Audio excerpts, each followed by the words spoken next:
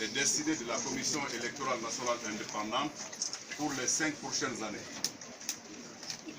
Je salue et remercie également les partis politiques, la société civile et l'administration qui ont bien voulu porter leur choix sur nos personnes respectives parmi tant de Guinéennes et de Guinéens aux valeurs et compétences remarquables.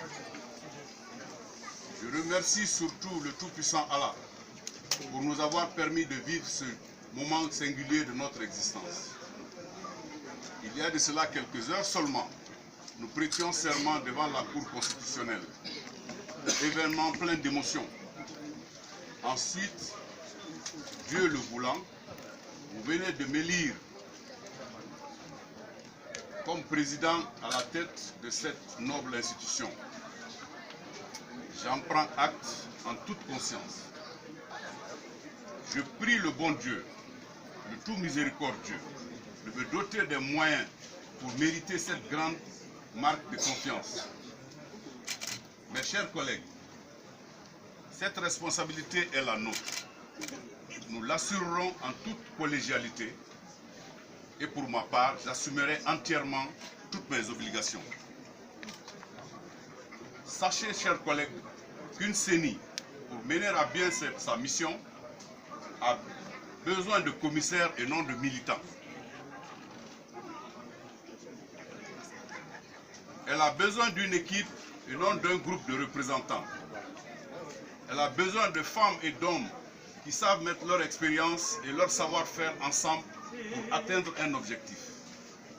C'est cet esprit d'équipe que le peuple de Guinée attend de nous.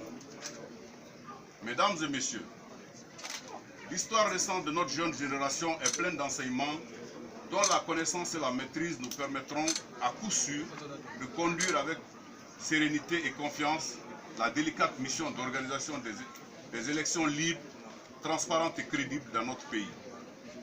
Parmi ces multiples enseignements, il y a en prix, dans nos activités quotidiennes, respecter la Constitution, respecter le serment prêté devant Dieu et devant les hommes, respecter la loi 044 modifiant la loi L016 portant création et organisation de la CENI, respecter le code électoral et enfin respecter notre propre règlement intérieur.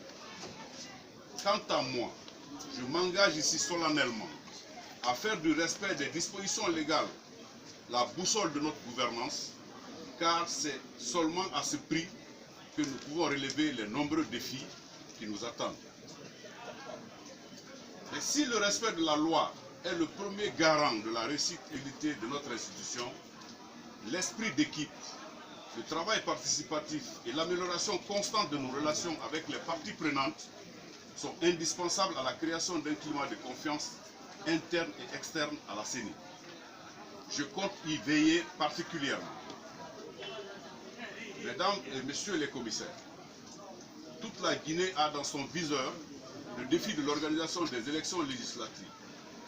Les urgences qui s'y attachent sont entre autres le toilettage rapide du règlement intérieur pour l'adapter aux nouvelles exigences, la préservation des acquis des différentes élections organisées et l'identification des faiblesses de ces élections en vue de leur correction, la réorganisation de l'assistance technique interne, la mise en place des démembrements dans le respect rigoureux des critères. Cette activité est le préalable de tout démarrage des opérations électorales. La prise de nouvelles dispositions pour rendre efficace la gestion administrative, car une administration non performante impacte négativement l'organisation des opérations électorales. Le chantier est immense. Les exigences de résultats sont grandes. C'est pourquoi nous devons d'urgence nous mettre au travail pour sortir dans les meilleurs délais un plan opérationnel cohérent et un chronogramme réaliste. Nous devons identifier sans complexe ni complaisance toutes les faiblesses qui ont ponctué les différentes élections passées et y apporter des solutions concrètes.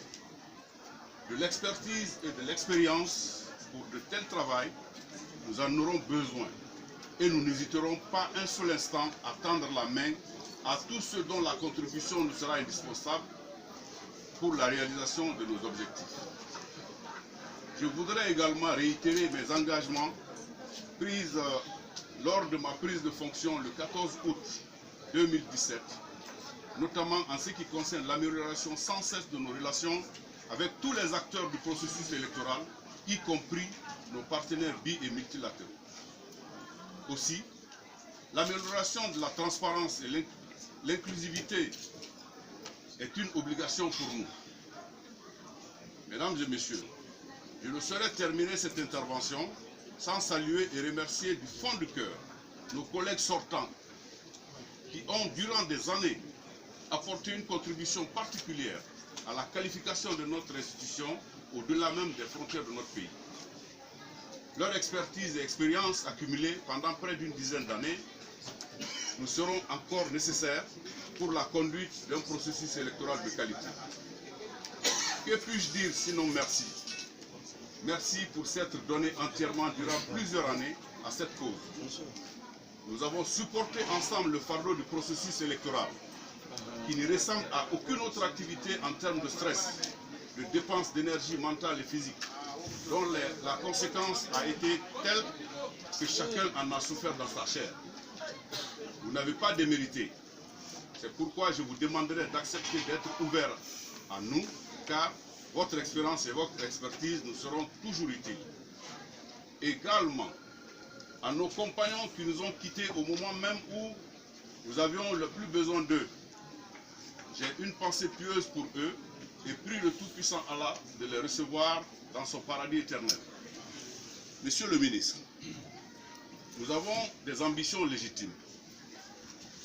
Pour les réaliser, nous aurons besoin de votre accompagnement et de votre encadrement. Vos qualités d'homme, dont l'expérience est avérée au plan national et international, doublées de votre grande sagesse, nous amènent à compter entièrement sur votre soutien. Monsieur le ministre, je voudrais vous charger particulièrement d'une mission, celle de transmettre à son Excellence, Monsieur le Président de la République, chef de l'État, le professeur Alpha Condé, les vifs remerciements de tous les commissaires de notre nouvelle commission électorale pour la confiance placée en nous pour animer une institution aussi prestigieuse que la CENI. Enfin, nous adressons également nos remerciements à Monsieur le Premier ministre et à son gouvernement pour les gigantesques efforts consentis par la mise à disposition chaque fois que cela a été nécessaire des moyens matériels et financiers indispensables à l'organisation des élections. Encore une fois, merci à tous et à chacun. Je vous remercie.